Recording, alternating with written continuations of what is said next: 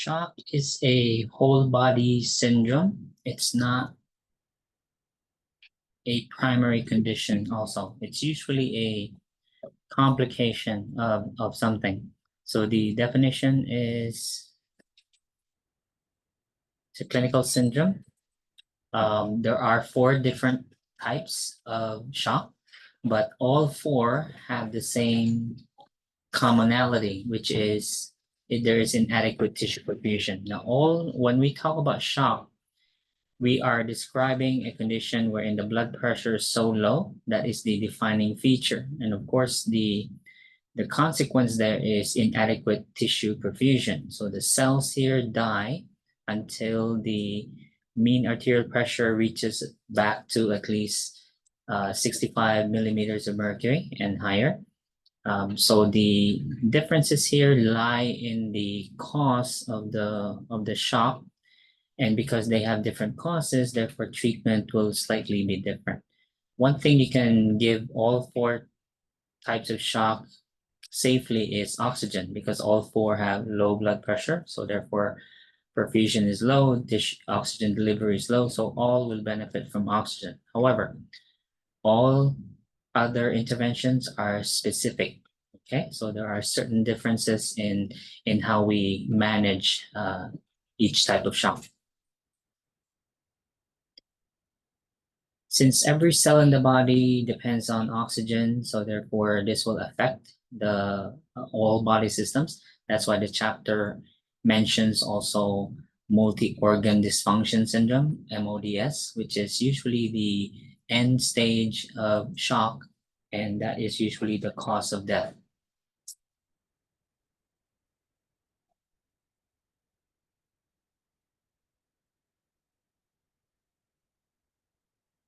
Right, so let me start with a broad description, so we can discuss each shock more broadly.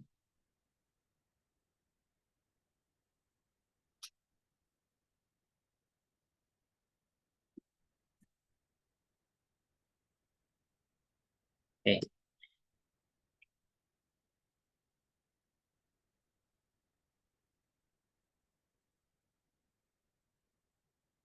So it's a perfusion problem.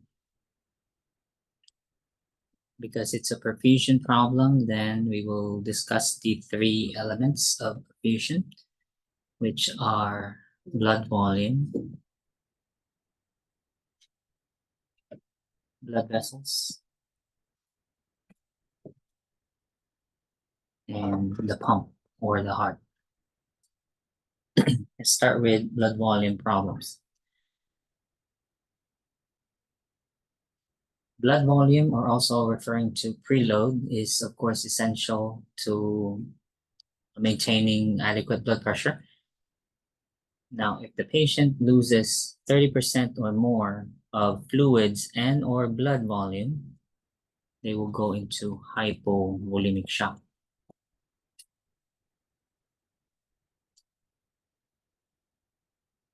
Okay, so that's one. You remember the body's response to low oxygen, low blood pressure, low blood volume, low sodium, and even low sugar. What are they again? Okay, so we have 2 automatic responses, which is the sympathetic nervous system as well as the renin-angiotensin-aldosterone system, correct? Okay, so most signs and symptoms triggered by hypovolemic shock. Of course, hypovolemic shock is loss of blood volume. Again, the triggers are once your blood pressure drops, then of course that means blood volume must be low, and oxygen delivery therefore is low, and then sugar delivery, which is carried also by those red blood cells, will be low, and sodium levels will also be low. Okay, so it will trigger these 2 responses automatically, whether the patient likes it or not. So the manifestations therefore of shock, as you'll see in the stages later, are manifestations of these compensatory responses, namely increased heart rate, vasoconstriction, right? And then of course the results of renin-angiotensin-aldosterone system and its effects on the body organs from your neuro to the kidneys up to the skin will be the manifestations. Okay, so that's for hypovolemic shock. We'll do the blood vessels last. Now, there are two types of pump failure. So when the pump fails directly, when we say direct pump failure, examples are myocardial infarction or valve problems, for instance, or dysrhythmias. Now, conditions wherein the heart is at fault, meaning there's no other thing to blame. The heart failed due to maybe coronary artery disease, which results in an MI, valve problem, or a fatal dysrhythmia, like ventricular fibrillation, ventricular tachycardia. So this is called cardiogenic shock if it's direct pump failure. Now, because it's cardiogenic shock, so unlike hypovolemic shock, for instance, wherein your blood pressure is low because you lost blood volume, let's say you're bleeding, or let's say you have diabetes insipidus, or maybe you had diarrhea 16 times in an hour, for instance. So you lost fluids, right? Or blood volume. So what will be the treatment for hypovolemic shock? Give fluids. Okay, give fluids and or blood products, right? Whichever one applies. Now, consider high cardiogenic shock. Will this patient receive, because cardiogenic shock, the blood pressure is also low. So can you treat them the same as in hypovolemic shock? No, because fluids, when given to a patient with an MI, will do what? Gives fluid volume over. You will kill the patient, right? Because the patient is in direct pump failure. So if you give more fluids, then you increase preload, you're killing the patient, right? Okay, there's also another set, which is indirect pump failure. Examples here are cardiac tamponade. You remember this from pericarditis complications last semester. Another is a massive pulmonary embolism. We'll discuss this later under module 6. Okay. Another is, say, you have a chest trauma, tension pneumothorax, for instance, tension pneumo. Okay, so those are examples. So this is not the fault of the heart, meaning, yes, the heart failed, but not due to the fault of the heart. Okay, so this is caused by structures or organs around the heart, causing the heart to fail. Does that make sense? So it's not, yes, this is pump failure. However, it's not direct pump failure. It is indirect pump failure, meaning the problem did not lie with the heart. Okay, unlike indirect pump failure, which is cardiogenic shock, this one is therefore called obstructive shock.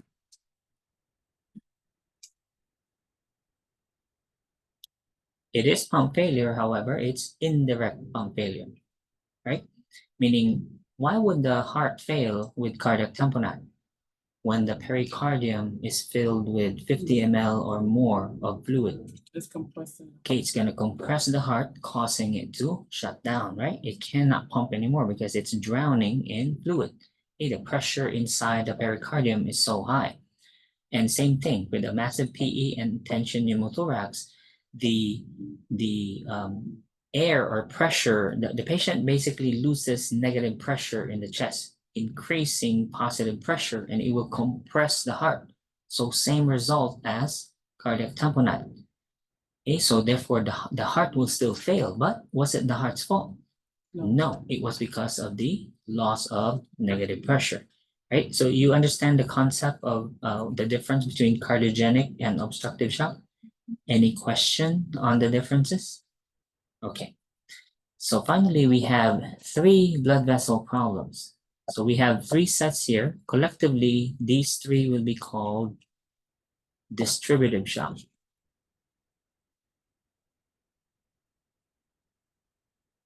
Now, to understand this, what was the purpose of, let's say here in sympathetic nervous system stimulation and also the renin, angiotensin, aldosterone system? What was the purpose of the vasoconstriction there? Increase the heart. to the vital organs. Correct. We are trying to increase blood pressure. But why did the body do that really? Why did it deprive the skin, the kidneys, and all other non-vital organs of oxygen flow? Why did it prioritize the heart, the brain, and the lungs during sympathetic nervous system stimulation? Or in renin-angiotensin-aldosterone system? What was the body really trying to do? Why is it selectively giving oxygen only? Blood flow is shunted, right? It sacrificed the skin and all other non-vital organs. Blood now is prioritized only to the heart, lungs, and the brain. Why did the body do that? Okay, to shunt blood, right? To shunt blood because it knows blood pressure is low. We are in trouble. So let's prioritize the three main organs we need to survive. Okay, so that's the body's response, correct? For survival. Okay. Here, in these three problems, namely septic shock, anaphylactic shock, finally neurogenic shock. Don't worry about the terms, you'll see them later in the chapter. Here, instead of vasoconstriction, these three conditions end up in vasodilation, massive systemic vasodilation. Now, if the blood vessels are 3 to 4 times their normal size, what will happen to vascular resistance, to afterload? Is there any afterload at all? No, there is no resistance. So if you have 5 liters of blood, but then your pipes, your blood vessels are so large, can that blood volume, even though you did not lose blood volume, you have normal blood volume, you did not lose a drop of the 5 liters of blood you're supposed to have, but the size of your blood vessels are now 3 to 4 times their size. Can you generate pressure at all? No, no matter how fast your heart pumps, there's simply no resistance. The pipes are too big. You cannot generate pressure, correct? So this is the problem in these 3 distributive types of shock. Okay, so the proper term, in my opinion, it should not be distributive. It should really be maldistributive. Okay, because the problem here is the body has an abnormal response. Okay, and we'll discuss why later. Okay, so instead of vasoconstriction to raise blood pressure, these patients end up with massive systemic vasodilation, loss of sympathetic tone, loss of vascular resistance. So of course, blood pressure drops. All right. So that's a different problem there. So you can see from the 4. So we have now 4 different types of shock. We have 1 hypovolemic shock, 2 distributive, then 3 and 4 cardiogenic and obstructive shock. Any questions so far? All right, so let's go now back to the textbook. Professor, Yes. cardiogenic and obstructive shock, those cause vasoconstriction?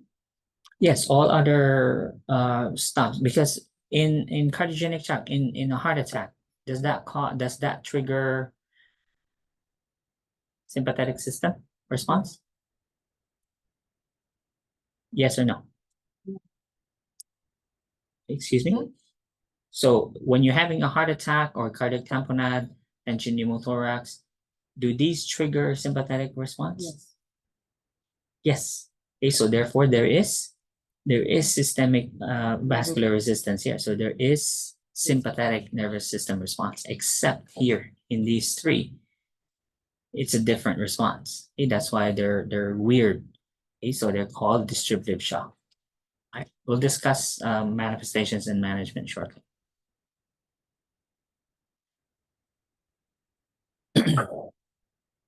So you already know about sympathetic nervous system stimulation from A&P. And last semester we reviewed renin-angiotensin-aldosterone system response. Now, let's go back to basics again. So why does the body need oxygen? So let's go to the technical terms. What's the use of oxygen really? Why do we need it? Why can't we just have money? Money and water. Why is oxygen needed? Okay, because no oxygen, no ATP. Okay, so at the cellular level, in order for cells to function really, because we need fuel, right? Every cell needs power, needs energy. Without oxygen, there simply will be no ATP. So now how do you expect every cell to do its work, right? It cannot function without oxygen. Now, however, so since that we refer to that as aerobic metabolism, correct? Right.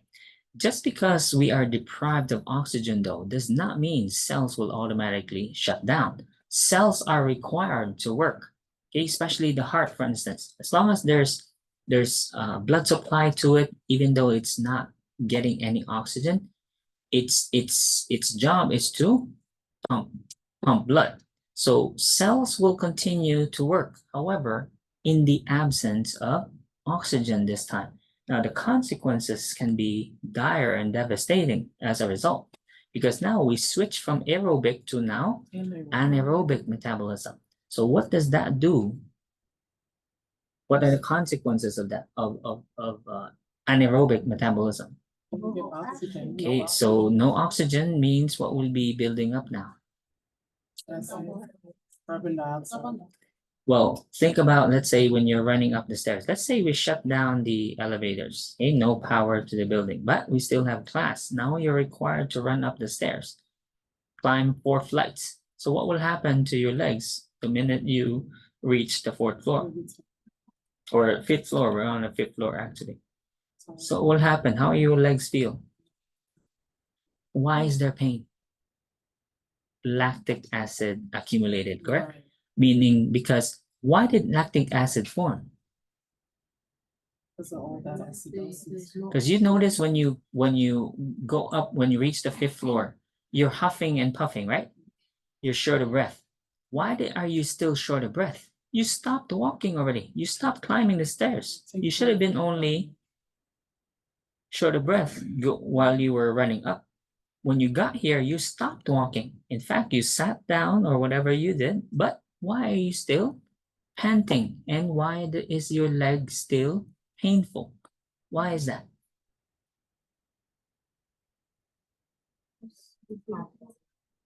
Okay, because you owed oxygen, correct? Meaning that the only explanation is while you were running up or walking up the stairs, you were in anaerobic metabolism. Now, that's called oxygen debt, correct? Meaning you owed your body oxygen. Now, oxygen debt is like taxes. Can you ever forgive taxes? Well, except, very rare instances, right? But when you die, does that mean your taxes are forgiven? No, it goes against your estate, right? If you have an estate, yeah. So the state, the federal government will go after your estate, will sell your stuff, okay, and then whatever the proceeds, okay, come pay your taxes, right? So same thing, oxygen debt can never be forgiven. When you owe oxygen, you have to pay it. Does that make sense? Okay, so therefore, lactic acidosis will never go away unless you pay your oxygen debt. Does that make sense? All right. So now the consequences there, of course, when you form lactic acid, so your lactate levels rise and you go into acidosis, correct? And then the consequences of acidosis, what happens to cells again when you're in severe acidosis? What happens to your body cells? They die, right? Yeah, especially your brain cells or your all other cells, actually, kidneys, all your cells will begin to die because of severe acidosis. And because of that, of course, then if uncorrected, then that will lead to organ failure eventually. Yeah, okay. And this part, again, blood pressure regulation. So this is talking about the sympathetic nervous system stimulation, as well as the renin-angiotensin aldosterone response. What is mean arterial pressure?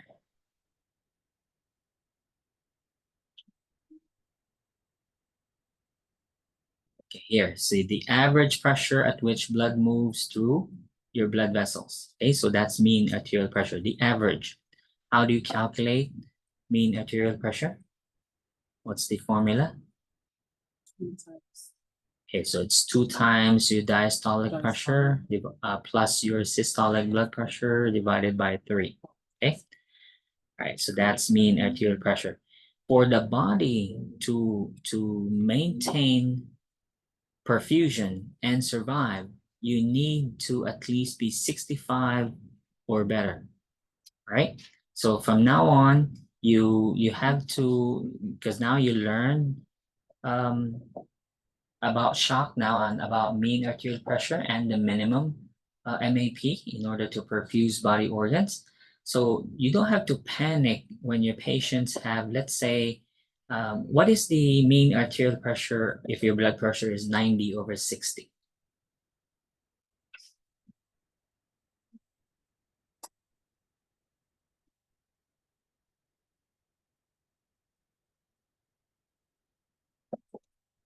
Mm. 70, right?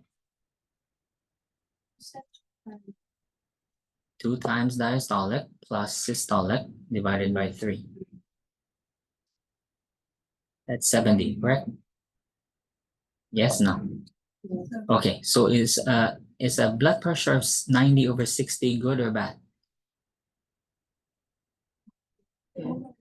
It's very good because your MAP is 70. That's 5 millimeters of mercury above 65. You understand? Okay, what about 88/64? I mean, looking at it, it looks bad, right? But calculate the MAP, 88/64. What's your MAP? 61.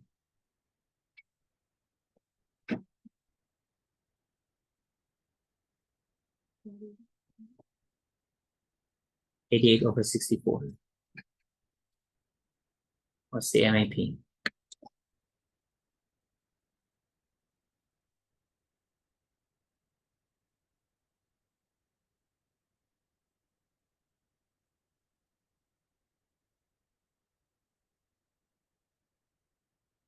72. So 88/64 at first glance looks bad, yeah? But after you calculate the MAP, it's actually 72. So is it good or bad? It's actually good, right? Now, I'm not saying you don't report it to the physician, but do you panic? No, because now you know what's the minimum our body needs? 65 MAP. So as long as your MAP is 65, so this is what I'm saying.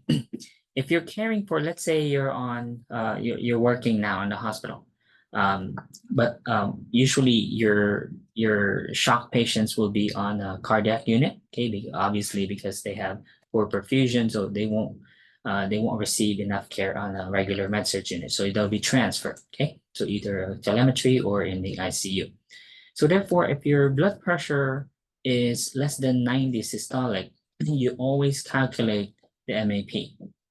All right. And then if your MAP is 65 or better, are you going to panic? No, I'm not. Again, I'm not saying you don't report it. You report it to your physician. Okay. Now we have the ability now to send a message, so you don't have to keep calling the doctor. No, because is it really urgent if the MAP is 72? No, It's not urgent, right? So can you just send a message? yes. Yes, so we have the ability now in Epic, so you can send a message to your physician for non-urgent matters. Of course, if your patient's MAP is below 65, then you have to call, okay? So you call rapid response now. Does that make sense? Okay.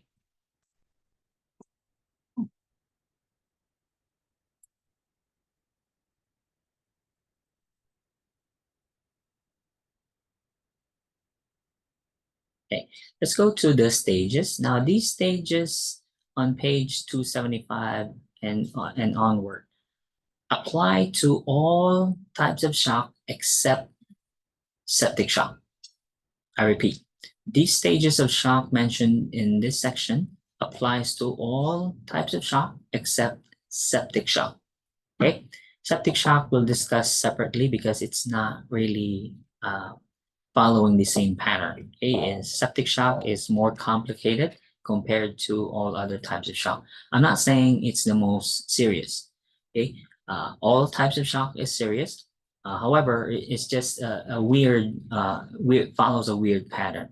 Okay, so the stages of shock, there's actually an initial, but most textbooks do not mention the initial stage because there's really nothing, it's not clinically observable. So it's just like any person who has low blood pressure or low oxygen, you have tachycardia, you have cold clammy skin, which is expected, okay, because of the sympathetic stimulation. In fact, you see that when you have diarrhea, right? So when you're having really bad diarrhea, you break out into sweat, right? You turn pale, your heart rate increases, yeah. So that doesn't mean you're in shock. Okay, so they just manifest. They're just manifestations of the compensatory or the sympathetic stimulation. Okay, so the official stages of shock are the following. We have the compensatory. This is also called non-progressive stage. Then we have the progressive stage, and then finally the irreversible stage. Just like to mention, other authors, not all, have 4 stages. So their first stage, like I said, is the initial. Okay, but this author only names the 3 important stages, which are compensatory, or also known as non-progressive stage. Then we have the progressive stage, and then finally irreversible. Now, what differentiates these 3 stages manifestations wise are in a table, and I'll show you the differences. The manifestations are really the same. It's just the severity of the manifestations increase as you progress through the stages. All right. What did I say these manifestations are of again? The sympathetic nervous system and the renin-angiotensin-aldosterone system. Okay, so what's responsible for these manifestations are those compensatory responses by the body to low blood pressure, low oxygen, low blood volume, or low sugar. Right. Although, let me show you the table really quick. Okay, so table 11-1. Although the manifestations listed here are pretty clear, however, they're flimsy. Okay, so they're too skinny. So I will grab the signs and symptoms for the exam from the paragraphs. Does that make sense? Okay, so the paragraphs explain, especially like how severe is it? Okay, because the table sometimes is not very specific. Okay, so let's look at the table and then I'll show a few terms on the paragraphs. Okay, so for compensatory, as you can see here, blood pressure remains normal. By normal, what do we mean really? The MAP is normal. MAP is still 65 or better. Okay, so that's what we mean by normal. Definitely heart rate is over 100 already. Respiratory rate is now over 22, and you have a PCO2 because the patient is now in respiratory alkalosis, because when you have hyperventilation, of course, you lose CO2. Skin cold and clammy, urinary output will be decreased, but still within 30 ml per hour because your MAP is normal. Okay. And mental status, there will be some confusion, agitation, and like I said initially, because of the hyperventilation response, it would be alkalosis. Okay. Now, when we get to progressive stage, now your MAP is less than or equal to 65 now. And then heart rate is now higher, okay, greater than 150 now. Rapid shallow respirations, these are your ABG results. Skin, now you got mottling, petechia. Petechia is actually a manifestation of DIC. Okay, so if you remember DIC last week, what was one of the causes of DIC? shock states, right? So number one cause is septic shock, but it's also present in all other types of shock as well. So DIC can develop here. So this is early DIC. So that's why you have petechia. Capillary refill now longer than normal.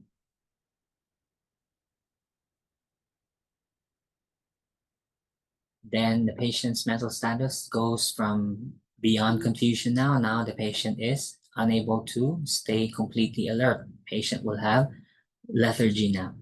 And because of the accumulation of lactic acid, so the lactate levels here rise and goes into metabolic acidosis. And let's go to irreversible. Now, irreversible stage, really here the patient is near death now.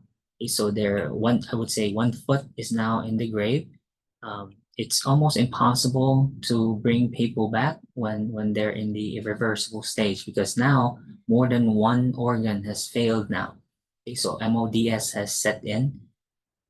So here you see heart rate will be erratic. Okay, we can't really see a pattern here. It's high and then goes low. Definitely the patient is already unconscious here, unable to protect their airway, so they're usually intubated at this point because the mental status is just almost they're in a coma already. Jaundice, because again, there's organ failure here now, so this is now evidence of liver failure. And patient's anuric is in kidney injury already, conscious, like I said, and then profound acidosis. So the pH here is now 7 or less. Okay, so I would say the pH around for progressive stage would be around 7.1 to 7.2 maybe. Okay, but here this is now 7 or less. Okay. So looking at the stages, when is your best opportunity to revive the patient? Because as I described, irreversible stage, at this point, the patient is now in full-blown DIC as well as ARDS. We'll discuss ARDS under module 6 later in the semester. But let me just describe, when you have ARDS, the patient's lungs are wet now. Fluid enters the lungs. Where did this fluid come from? Come from the capillaries. And you already know the 100 million alveoli that we have, each are wrapped with capillaries, right? So every one of those capillaries become leaky. So they leak fluid, and then of course, where will the fluid go? Into the alveoli.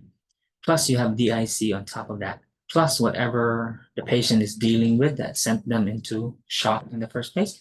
So the patient has multiple problems. So you understand why it's impossible, okay, close to impossible to bring the patient back when they enter the irreversible stage. So again, question is, when is your best chance to save this patient? Really here in the compensatory stage. We still have a chance when they enter the progressive stage, but chances are lower, of course. So when they when they're still in the compensatory stage, this will be the best time. Unfortunately though, especially for the elderly, because most shock patients are elderly, 65 and older, because where are they living? Okay, either at home or in the nursing home, right? And the changes at the cellular level aren't really very observable, especially in this age group. So that's why their mortality is high, because by the time we see the symptoms, they're very advanced already. So when they enter the ER, they're already short of breath. That is already a manifestation of, let's say the patient's respiration is now 28, 32. So what stage are they in? They're already in the progressive stage. Okay, so that's the unfortunate thing. So, however, most of the cases, especially of septic shock, started as pneumonia or UTI. Okay, so it started as a minor treatable, totally treatable condition, but because it was, not diagnosed right away, that speaks, of course, to the care, right, that they're receiving at wherever they're living, and then that's the reality. Okay, so when you start working, you see most of the cases here the reason for the admission is respiratory distress. Okay, the patient's already in respiratory distress. And that's usually a indication that they're already very septic, okay, and are in the progressive stage, right? So a few things here in the clinical manifestations per stage. So under compensatory stage, here, like I said, the mechanism responsible for these manifestations are what again? Sympathetic nervous system stimulation and the renin-angiotensin-aldosterone system. So because of the vasoconstriction and the aldosterone,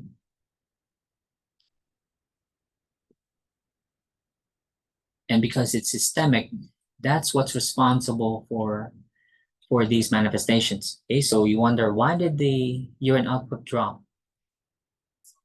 Aldosterone, right? Okay, plus what will happen to blood, what happens to blood flow to the kidneys? Decrease. So therefore, not naturally, what will the kidneys do? Will they make urine? No. No, they will conserve water, right? Or conserve blood volume. And why is the skin pale, cold, and clammy? The shunting of blood, right? Vasoconstriction, not enough blood flow to the skin. So of course, what will the sweat glands do? They're automatically activated, and the skin will look pale, right? Because there's less blood flow there. Feel cool as well. And are the GI tract Peristalsis. yeah, because are they vital organs? No. Okay, so there's decrease or no bowel sounds, right? As a result, then patient will have nausea, vomiting as a result. And why is there confusion? Why is there restlessness? Okay, again, no blood flow, less blood flow to the brain, right? Less oxygen. Okay, plus also from the acidosis, right? And then do the same for every other stage. So under progressive and then finally irreversible stage. So under medical treatment, so besides oxygen, okay, we'll go into the individual interventions when we go to each section, hypovolemic and onwards. So our goal during the compensatory stage is, what do you think? No, our goal. Oxygen is an intervention. So what is our goal? Okay, to support the blood pressure, support circulation, and to what? Because what caused the low blood pressure? Whatever the causes were leading to the shock, right? So therefore, the goal is really to support, yes, support the circulation and oxygenation, as well as, of course, treat the underlying cause. Okay, so we have to, when the patient comes into the ER, of course, until because it will take time to make a diagnosis of shock. So the patient has manifestations of shock though, but we don't know what it is yet. So that's why the initial interventions are oxygen, fluids only if safe. Okay. Otherwise, our diagnosis, our goal would be to identify the cause of shock, okay, and then stop it if possible.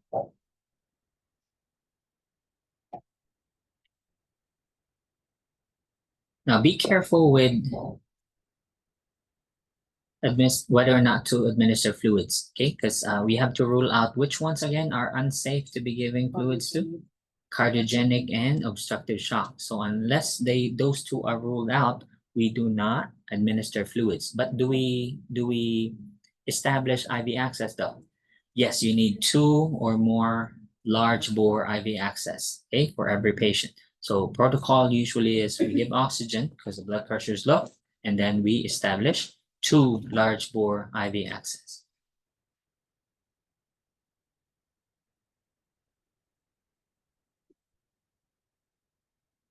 What is our goal again for the blood pressure?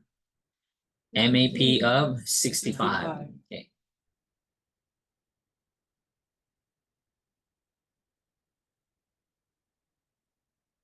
So as I described earlier, so here's a patient-centered care chart for older adults. So these are the most vulnerable population to shock, 65 and over age group. These are the disadvantages that they have. Most of them have heart problems already, yeah, at that point. So some of them may be on beta blockers. What is the effect of beta blockers on the manifestations of shock? Increase the heart. Well, No. no, actually decrease the heart. Okay, so can they mask the manifestations of shock? Yeah. Yes, so that's the unfortunate thing. Okay, so if the patients are on beta blockers, then that will mask the manifestations. You can't observe the tachycardia because they're on beta blockers. And the aging immune system, okay, they're not as resilient as young people. Okay, so they easily get infections, namely UTIs and pneumonia.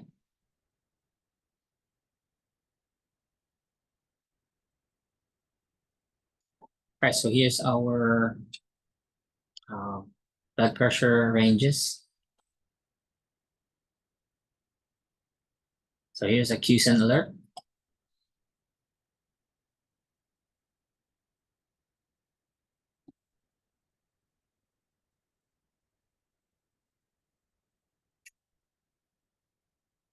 All right, let's go now to, you still remember pulmonary artery catheters? Oh, the Swan-Ganz catheters? I discussed that during heart failure last semester, yeah? Okay, so when these patients enter the ICU and are unstable, doctors usually put in a pulmonary artery catheter.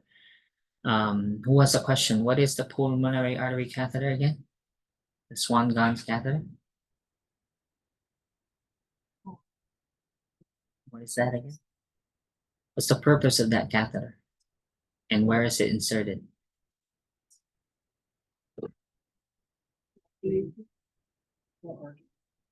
It's called a Swan-Ganz or pulmonary artery catheter. So where does the catheter lie?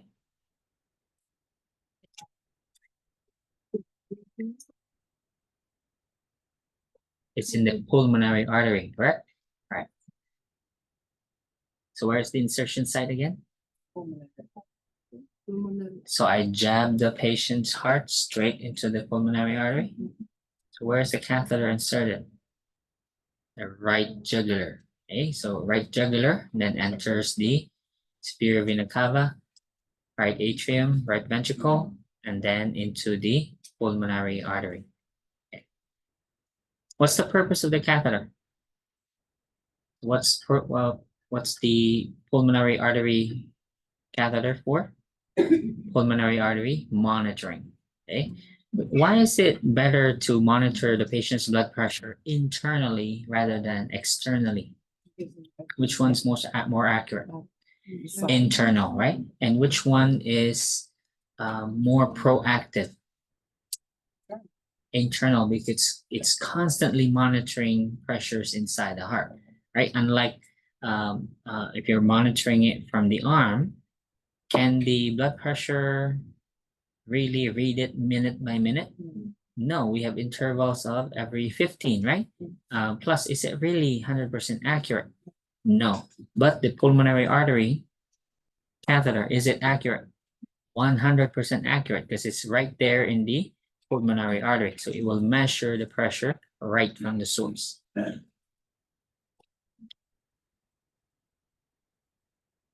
Okay, let's look at this figure. What is the significance of, first of all, what is this position called? The one on the right? Let's start with the left. The left figure, what do you call that position? Semi-recumbent. Semi-Fowlers, right? Okay, semi-Fowlers, and then 60 degrees, that's Fowlers, and then 90 degrees, that's high Fowlers, correct? So what do we call the figure on the right?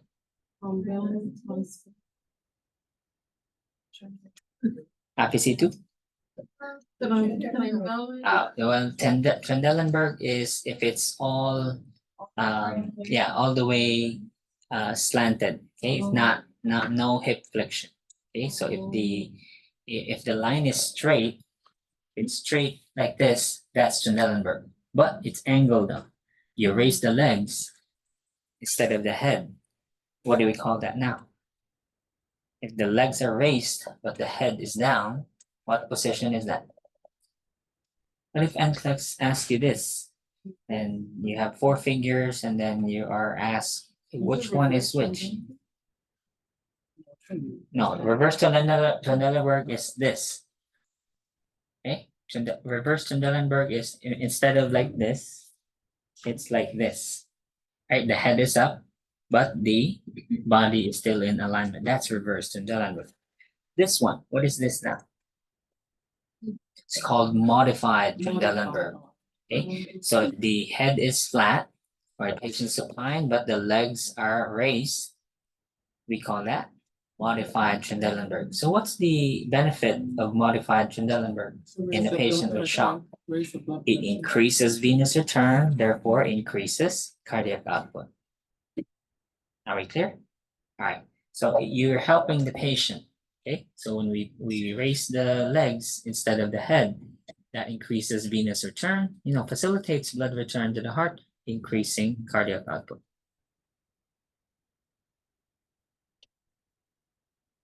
All right, other nursing interventions are, is this scary for the patient? Yes, and unfortunately, family members are there as well. So you've seen hysterical family members, right?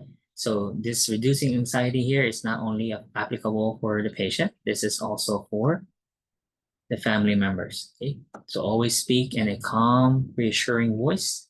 Okay, so if you're hysterical yourself, you're probably not best to be working with these patients. Okay, so you need nursing care yourself. Maybe we need to give you Xanax first, okay, before you start work.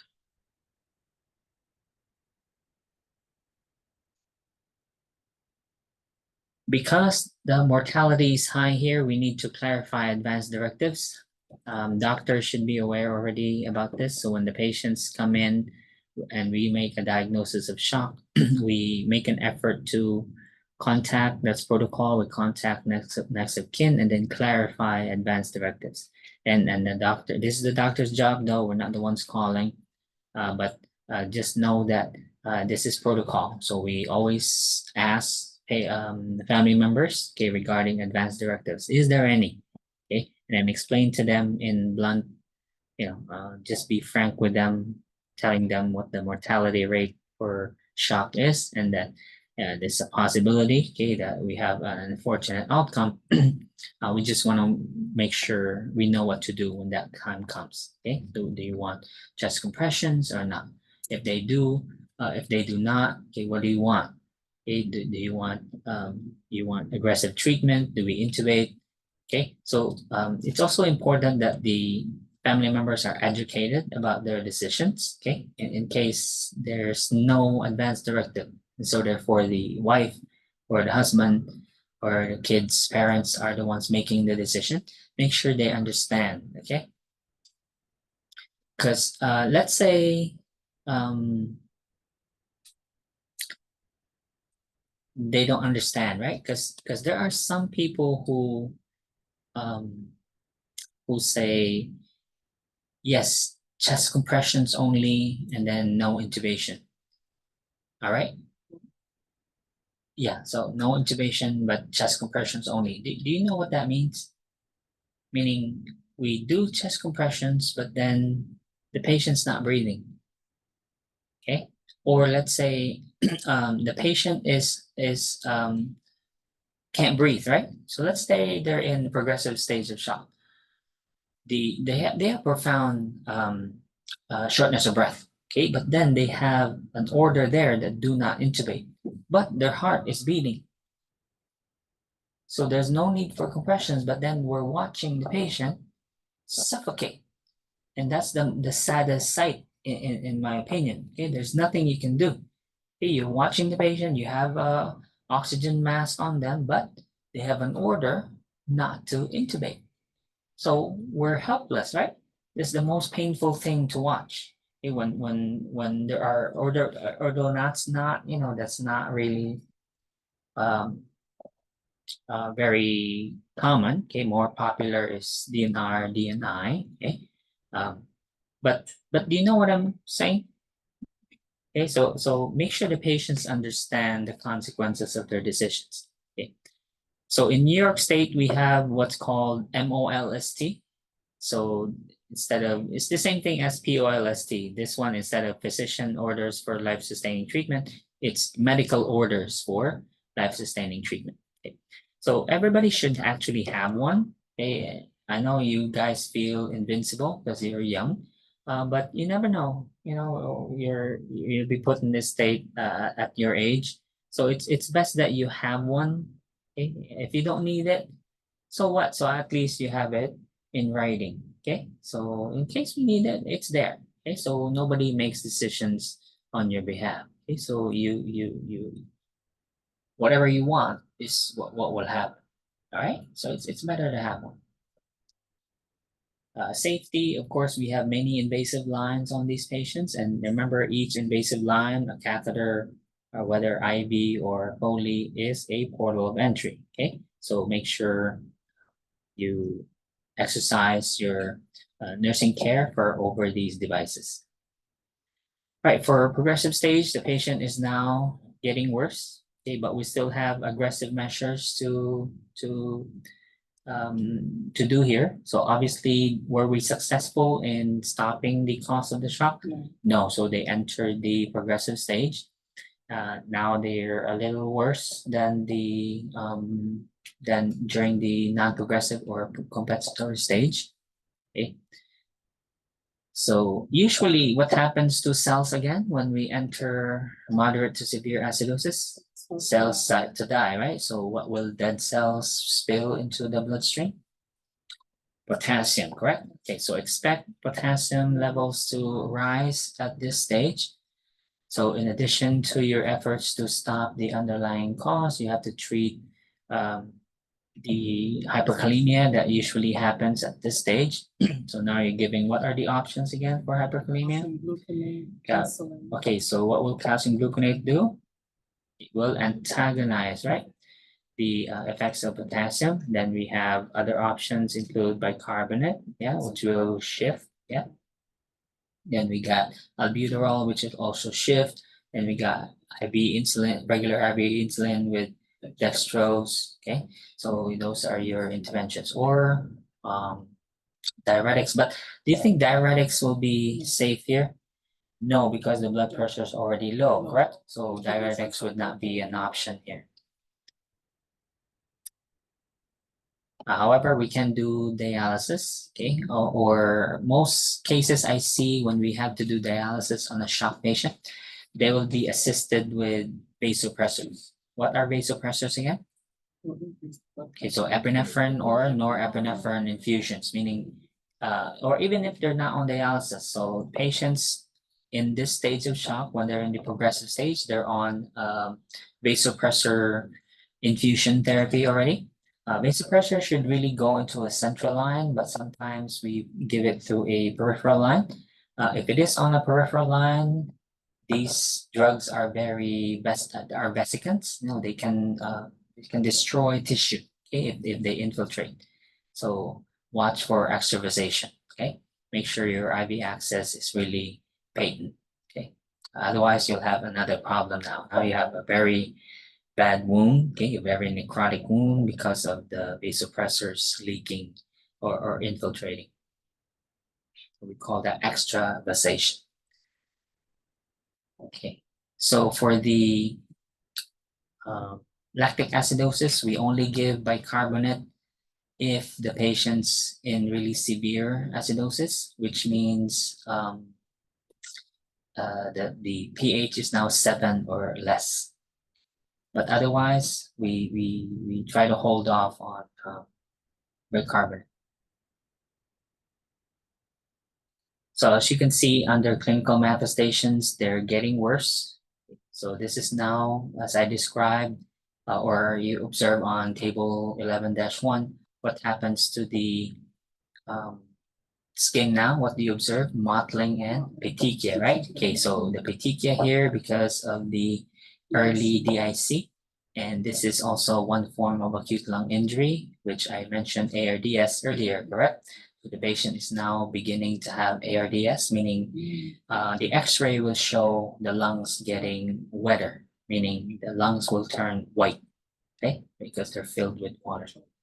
X-rays will be done every day to monitor the progression of acute lung injury. Don't worry, we'll talk about acute lung injury in chapter 19, which is again module 6. Cardiovascular effect, of course, the sympathetic stimulation here is continuing. Neuro, so patient now has some encephalopathy because of the lactic acidosis. And the patient will, of course, what kind of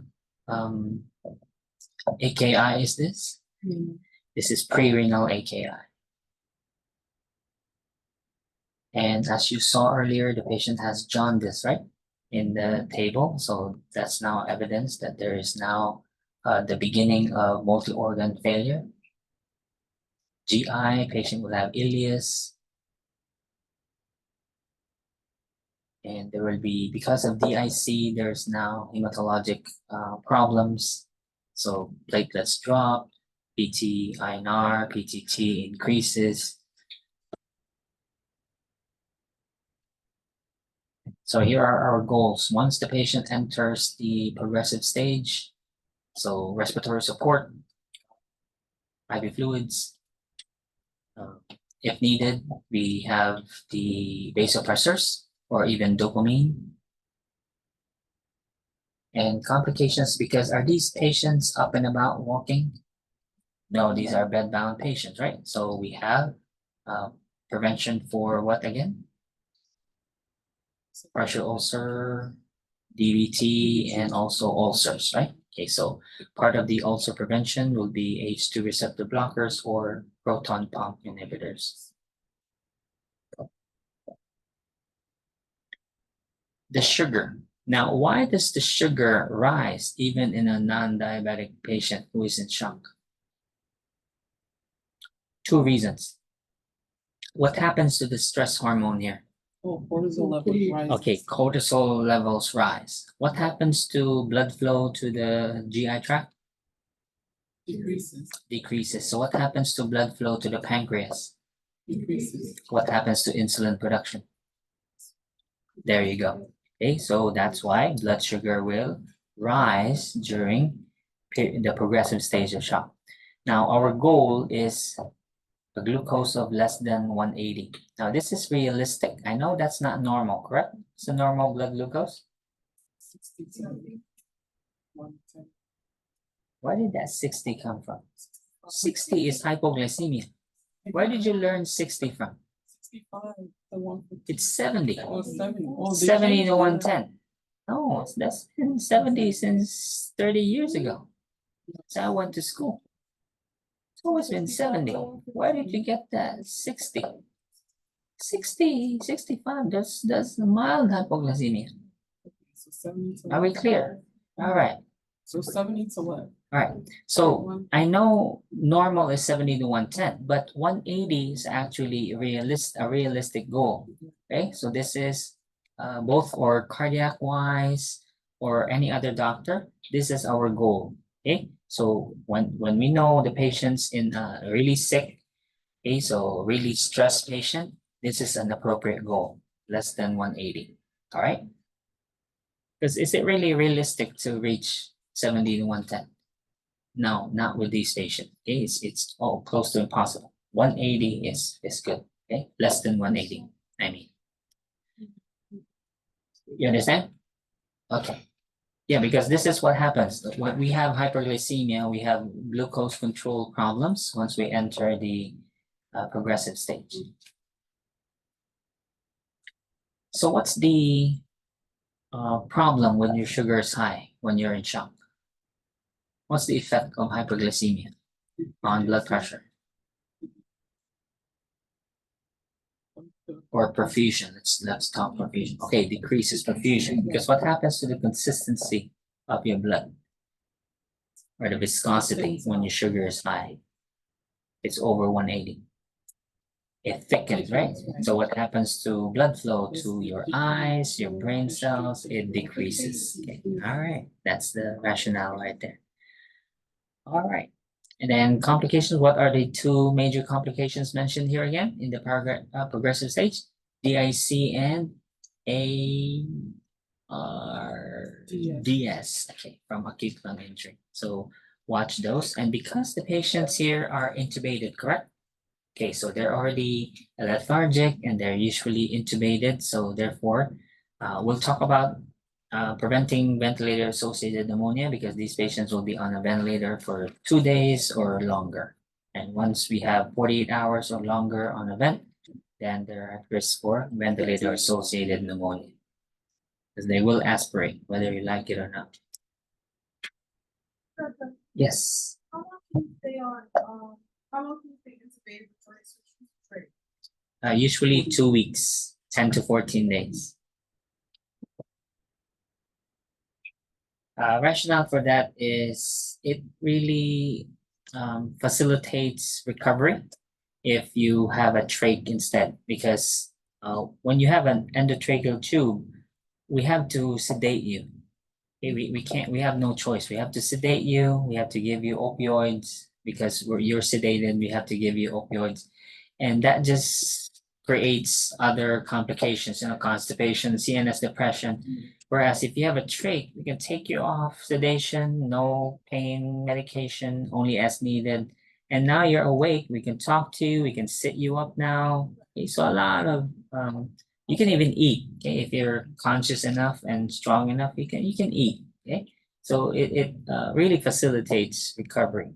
Okay? So too much complications compared to endotracheal tube. All right, rest and comfort, because where are these patients again? Are they on a nice quiet room? No, these patients are in ICU, correct? So we're in a progressive stage, so they're in the ICU. So therefore, is it a peaceful place? No. You have a nurse right there sitting at your bedside, who is not always quiet, because this nurse will be on their phone, talking to other people, probably watching videos, okay? Especially if there's no supervisor or charge nurse around. So you can't sleep, okay? And then there's alarms going off. So is there really rest and comfort? No, but we try our best. So during night shift, for instance, we allow you with, at least 2 hours or more of uninterrupted sleep. Okay, because now we have to draw blood. Although we have an arterial line, we draw blood from that.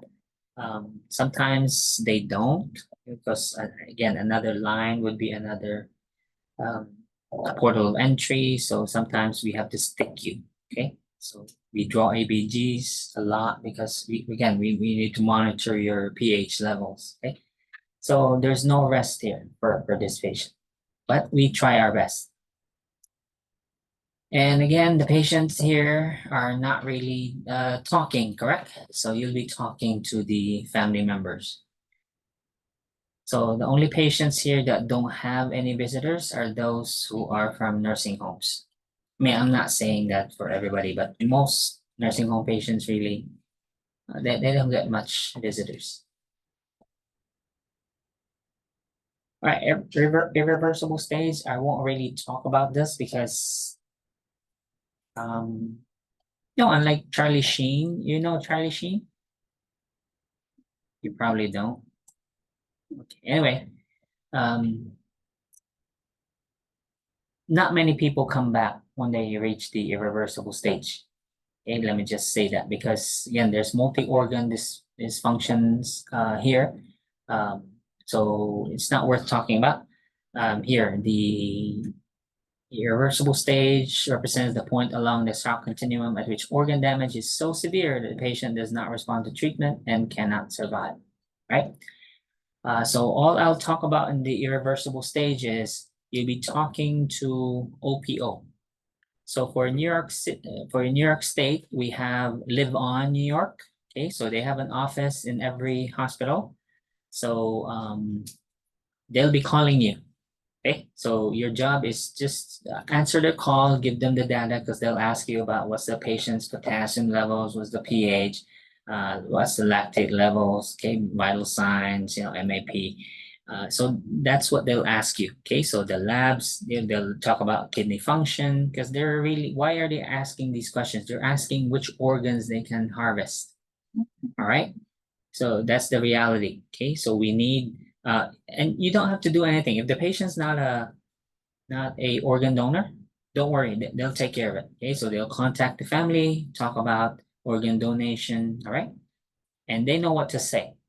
Right, this is their only job, is to procure organs. Okay, so when the patients are in this stage, they usually contact the doctor. You know, is the patient, does the patient meet criteria for brain dead? Okay, so they'll ask that, and then they'll talk to the family, consider living. Because there are innovative ways now wherein we harvest the organ right after the patient's heart stops. Okay, it's a long story to describe, but it's a long procedure to describe, but there's that option now. Okay, because really, when you transplant an organ from a cadaver, there's of course that organ suffered anoxia, correct? Because the patient's already dead when you harvested it. So therefore, which one is the better outcome for this organ? While it's still perfusing blood, or when the patient's already dead?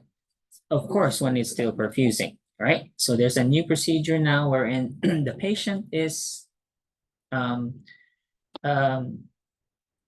still alive. Okay, so and then once the heart stops, then they have something. The procedure entails basically recirculating the patient using a heart-lung machine, meaning the patient was dead. All right, there's no question, the heart stopped, and then they hook the patient up to that machine, meaning it will reperfuse the patient because now we have an artificial lung and heart, right? So perfusing the organs. So now we can harvest the organs. Okay, but of course they have to follow certain criteria because technically, when you reperfuse the body, is the patient really alive? Technically, yes.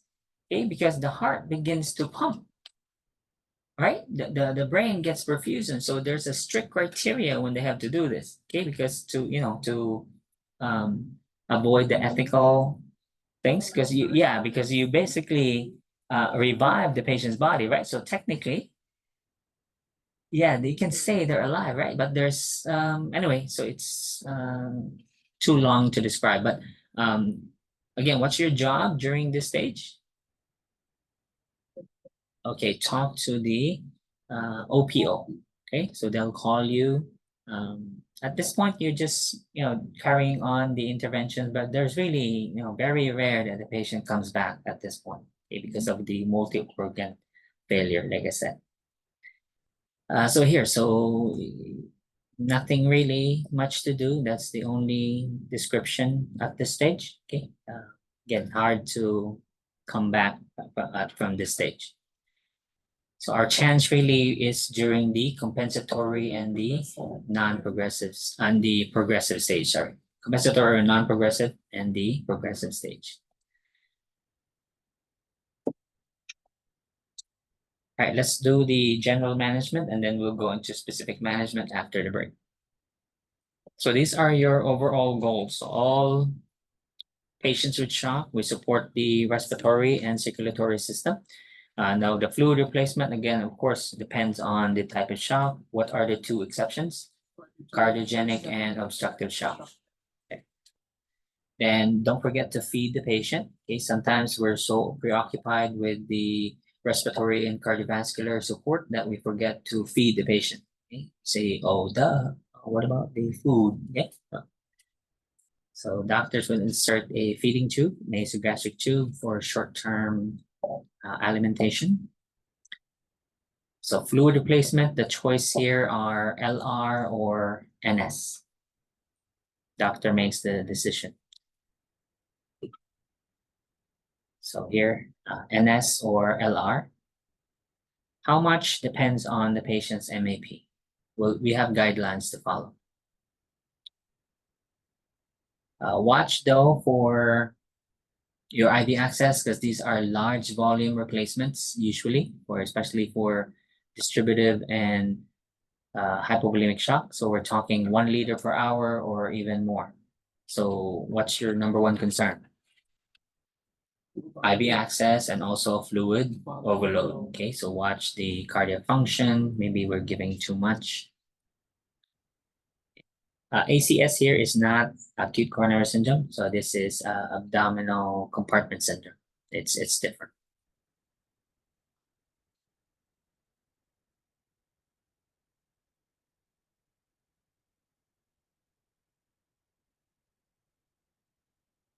Right. So again, concerns about IV fluid, because this is rapid fluid replacement, is fluid overload and also complications with your IV access.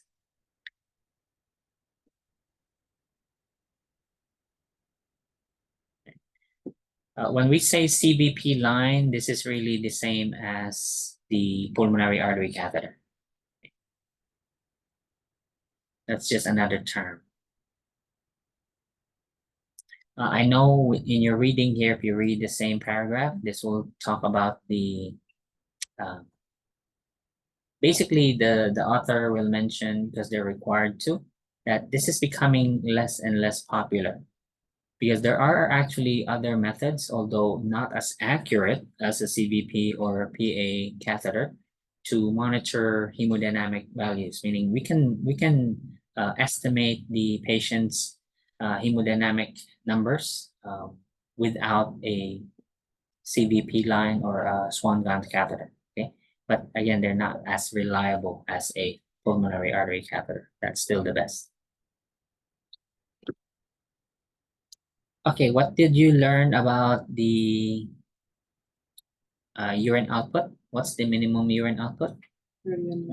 Okay, 30 ml per hour. For shock patients, though, our goal is 0.5 to 1 ml per kilogram per hour. Okay, it should be mentioned somewhere here, but probably not on this page. But yes, that's our goal now. Because really, don't tell me that a 600-pound patient and me, let's say I'm 170 pounds, that we're both 30 ml per hour. Are we? Let's say that 300-pound guy is also 6'8". Do we have the same kidney function? No. So it'll be based on 0.5 to 1 ml per kilogram per hour. Okay. So just so you understand, it sometimes it will be more than 30 ml per hour. Does that make sense?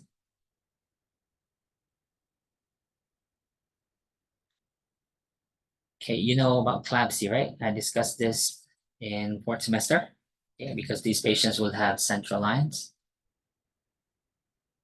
And this is the vasopressor I mentioned earlier. So patients during the non-progressive and definitely during the progressive stage will receive vasoactive medications. These are vasopressors. Most commonly ordered vasopressor is norepinephrine, brand name Levophed. Have you heard that term? If nurses say Levo, okay, so when we say Levophed, that's norepinephrine. Okay, that's the vasopressor. And it's dosed by micrograms. Okay, so the minimum is 2 micrograms per minute. Can go all the way to 16 micrograms per minute. And if they're in the ICU, we titrate that. Okay, you go up and down depending on the patient's MAP. MAP drops, you increase the delivery. MAP improves, you decrease the delivery. Okay, so you have that, and there's no, doctor won't tell you what to do. There's already guidelines, and nurses in the ICU know what to do already.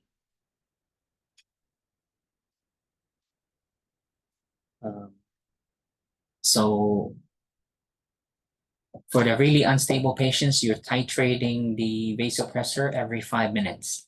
Okay, so can you leave the bedside therefore? No, you're stuck there. You pee right there. Right? They'll give you a bucket. That's where you pee.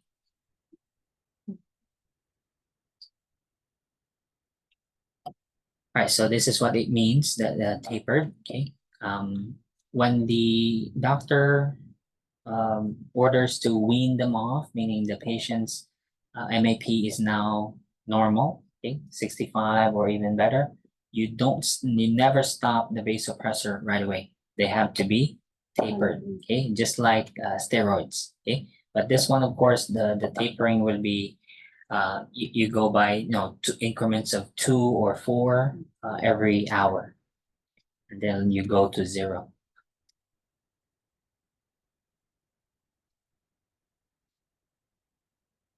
Okay, it's already mentioned about nutrition. Okay, don't forget. And here's again a reminder about CLABSI, the bundle. So here's the CLABSI bundle and hygiene, strict aseptic technique during insertion and also during dressing changes.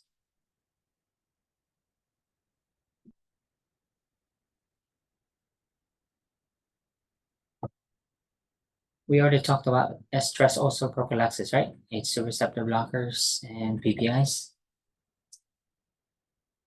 So these are the drugs we can use. So epinephrine or norepinephrine is just one of them. But there are different choices. Doctors can also use dobutamine or dopamine.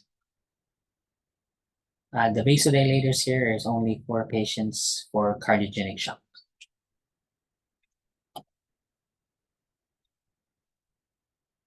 All right, come back at 2:45.